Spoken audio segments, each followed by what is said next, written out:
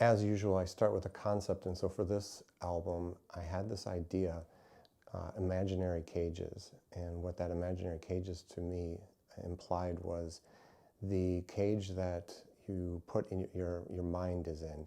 It is this imaginary thought that, you know, you're lost in your mind, you're lost in your thoughts. So the story follows any direction you'd like it to take, but it could be as simple as just that creative person who finds themselves lost in their thoughts from time to time, and to the person who is very, would be considered a daydreamer, somebody who is, you know, to the outside world would be seen as kind of maybe lost in their thoughts, or to the extent of somebody who's maybe lost their mind, the person on the street who is screaming and you don't know exactly what they're thinking or why they're thinking that. So it's this idea of just being trapped in your mind.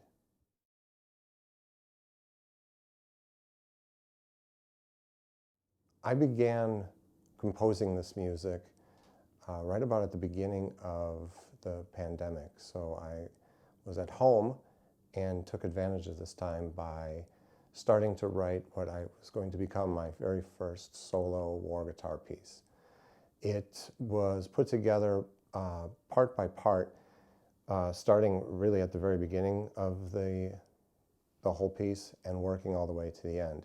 There was one minor exception, and that was the fifth song in the whole piece was put together after the fact because I didn't quite like where it sat in the middle of it. So I went back and reworked some of the parts.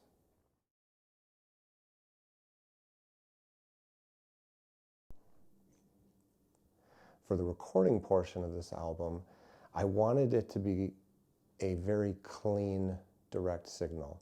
So when I recorded it, it was very clean, straight war guitar. I used my War Guitar Artist series, and most of the sounds that you hear on the album were all produced after the fact. So I took it over to Transient Sound, where Tyler Rice did some mixing on it, and that's where we added a lot of the reverbs and the sound effects that made it onto the rest of the album.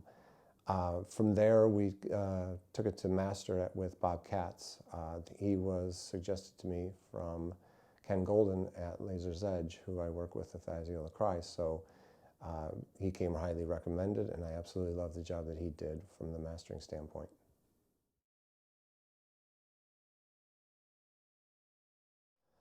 I'm very excited about the artwork on this album. So I reached out to Hajo Müller, and he and I began a collaboration which also extended to another album I did entitled The Perfect Fallacy. For this one, we found the perfect piece of art that he had, and when I saw it, I just knew absolutely that this is what this album was. It was this idea of being lost in your thoughts, and this person from the cover really kind of exemplified that.